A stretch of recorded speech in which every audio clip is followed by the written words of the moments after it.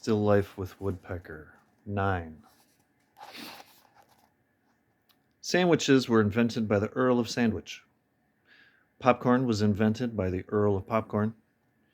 And salad dressing by the oil of vinegar. The moon invented natural rhythm. Civilization uninvented it.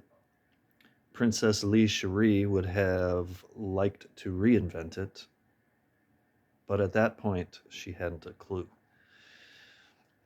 She had ovened that rubber cookie called the diaphragm and gotten pregnant anyway. Many women do.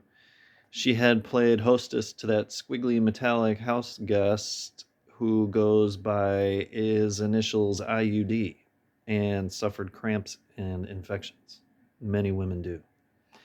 She had, in desperation and against her fundamental instincts, popped the pill. She became ill physically and emotionally. Many women do.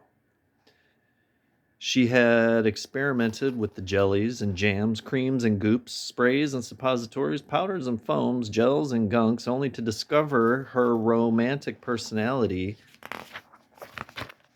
She had grown up with European folktales, one tale at any rate, repulsed by the technological textures, industrial odors, and napalm flavors. Many romantic personalities are. This constant battle with the reproductive process, a war in which her only allies were pharmaceutical robots, alien agents whose artificial assistance seemed more treacherous than trustworthy, was gnawing with plastic teeth at her very concepts of love.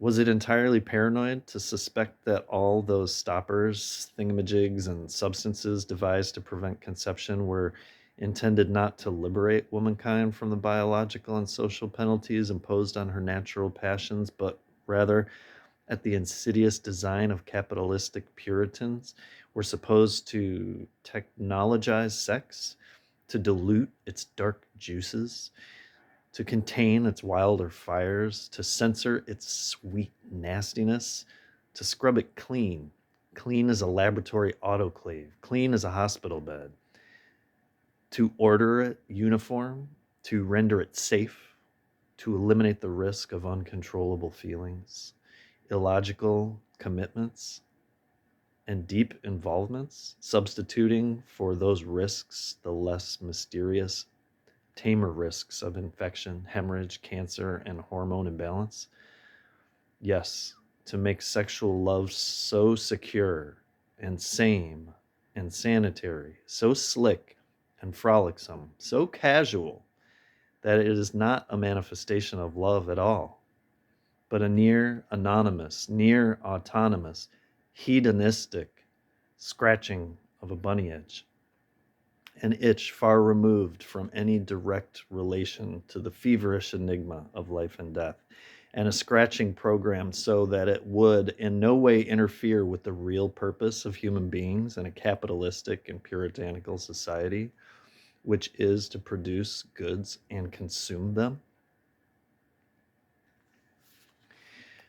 Since she could not possibly answer that question, she couldn't even ask it without getting winded. And since the lunch hour, parking lot rendezvous in the back of her boyfriend's van were frankly deficient in certain romantic details that she'd always associated with sex, the princess decided that she would enter a second exile, celibacy. Before she could steal safely across the border, however, the biological IRS caught up with her and it exacted its stubborn price. 10. When her lover, the quarterback, implored her to have the pregnancy taken care of, Princess Lee Cherie rested her forehead against the plate glass of the vegetarian restaurant in which they were dining and wept. No, she said. No, no, no. At 19, she had already undergone one abortion. She would not tolerate a second. No, she said. A teardrop hung out of each blue eye, like a fat woman leaning out of the tenement window.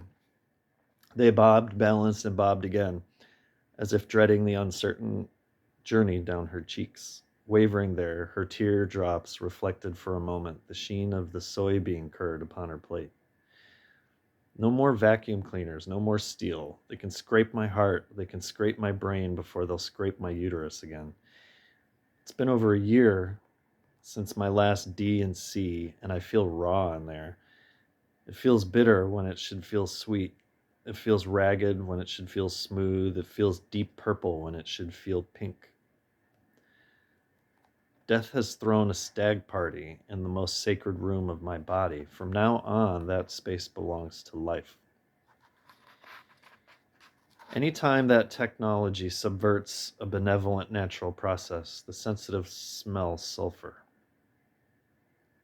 For Princess Li Cherie, abortions had not only the reek of totalitarianism, but the shriek of betrayed meat.